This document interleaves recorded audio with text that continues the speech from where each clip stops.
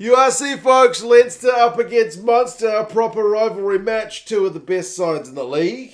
And watched it a wee bit delayed here this morning, NZ. Good game, man. Nice to see a game in the URC, because recently some of the games I've been watching, the tackle percentages have been a bit low. Like, it makes for some open attack in rugby, more leaning towards the Super Rugby end of things, but this one, both sides tackled pretty well. Defensively very solid. 4 tries all up. Leinster get it done 21-16, but they had to come back from a 10-point deficit. We'll go through some key events and stats, and you guys can listen to your thoughts. I did watch this one, as I said, a bit delayed on the Irish language broadcast. I was calling it TG4, apparently TG Cahere. A lot of Coogie Moon and Coogie Lion, which I believe means Munster and Leinster, but as I've said before, my knowledge of the Irish language is minimal at best, but the game was on, and that was the most important thing. And Leinster looked sharp early. I mean, Keenan chasing high balls is kind of what he does. He catches one, gives them an early bit of opportunity down in Munster territory, but it is Munster who get the first try of the game. It's their only try through Craig Casey, and geez, it's a good try.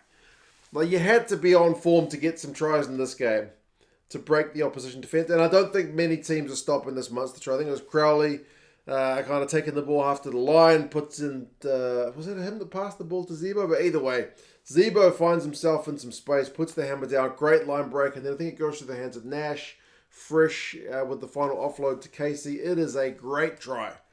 Great try. So 7-0 lead early, away from home. Great conversion from the sideline. And Ross Byrne goes off injured. Not great for Leinster, and then Munster are knocking on the door again, man. A few minutes later, they're a metre out.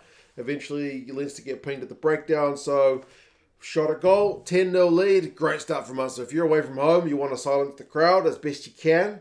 10-0 lead is the way to go about it. But Leinster didn't kind of let that initial setback, put them down for too long. They were able to kind of wrestle the momentum back. Some big carries from the likes of Jack Conan, who ends up getting man of the match. But they couldn't quite have that clinical edge. It was, always ended in a knock-on or some kind of error or a breakdown penalty. Rory Scannell, though, got yellow carded as they were still under pressure. Munster, like they were holding on for quite some time. They continued to hold on. They managed to kind of clear the ball, but they were down to 14 men. Like, they would get a breakdown penalty, exit, but then kind of immediately be put back under pressure. And eventually it did come. It kind of had to come, but it wasn't the way you expected. Like, after soaking up all that pressure, the try that Munster give away is just turnover ball. It's a pretty cheap one for Gibson Park, but yeah, sometimes that's just the way it is. Gibson Park's still got wheels for a boy his age, eh? I mean, he's still a lot younger than me, but geez, he can move. Hack through from turnover ball. He's got the gas, and he's able to finish it off. So 10 points to 7. As I said, Munster, after all that defending, will be gutted with that try. But often it's the teams that hit you, teams on turnover ball that are the most dangerous, aren't they? Leinster's maul went close as well. Jameson Gibson Park had a wee tap from a scrum free kick, so they were still trying to play with tempo. Munster's defence kept holding, but then they did get their second try of the match just before half-time. Did Leinster. Sheehan, it's a 6-metre line-out maul, and then he just splinters off to the side. He's a hard man to stop from close range, as old Dan Sheehan. So 14 points to 10. That's a good comeback from Leinster after being 10-0 down. And then the camera pans over to Johnny Sexton to see what he's making of the thing, enjoying his retirement, and he's got a wee smile and wave to the crowd. So 4-point difference at halftime. Still kind of anybody's game. Munster certainly came out of the blocks, but then Leinster, as I mentioned, wrestled the momentum away. Second half starts with a Munster scrum penalty, which is a good chance for them to get some momentum. But to be honest, first 10 minutes of second half is pretty tentative. A lot of stoppages, a lot of knock-ons and whatnot. And then 51 minutes, Munster managed to slot a penalty after kind of getting back-to-back penalties to piggyback their way up the field. So 1-point game, 14-13. But again, it's like the momentum just shifts. Leinster seem to be, they're able to kind of click when they get put under the pump. So they push back. Munster's defence continued to be stubborn. I think it was Hodnett that won a penalty for Munster to kind of get them out of dodge. But then Caelan Doris would do the exact same thing for Leinster as Munster tried to push back. And then there needed a bit of brilliance in that second half. And it finally happened. It's Lama that finishes it off, 66 minutes. Gibson Park just basically changes direction after it looks like they're going to go left. He goes right to long pass to Lama, bounce pass. He able to gather it though. He steps daily. He probably should do better. And then is able to power over for the try to make it 21-13. So it's 2-score game. Probably looking like too much for Munster to come back from. But they look to hit straight back. Nash's final pass couldn't find McCarthy, which was a little bit let off. They did manage to get a penalty with 5 to go in off the post to bring it back to a 1-score game.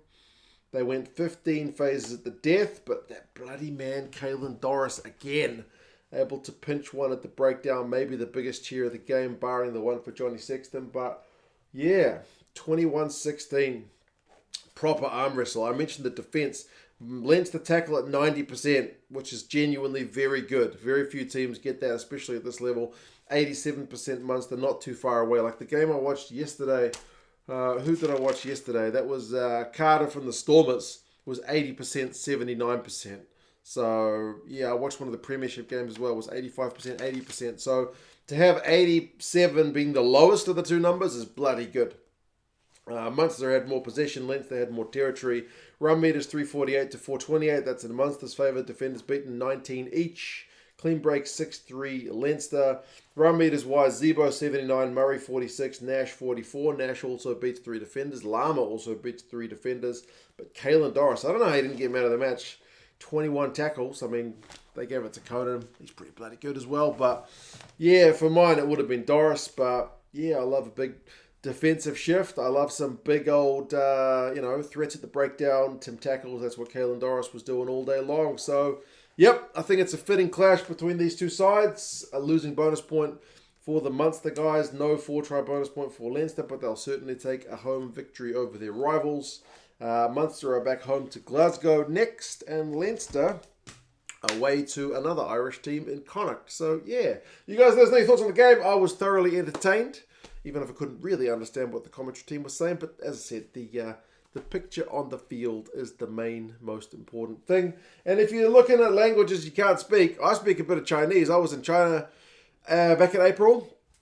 I got told off by a fireman for filming in a football stadium, if you can believe it. I'll put a link up there. It's 2 cents on tour.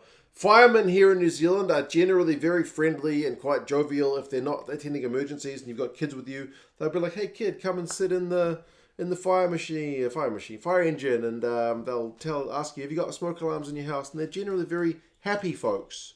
Apparently Chinese firemen are not the same, because as soon as I bumped into one and I politely spoke to him in Chinese, he told me off. So yeah, there you go. You guys have any thoughts, and I'll talk to you guys again soon. See you later.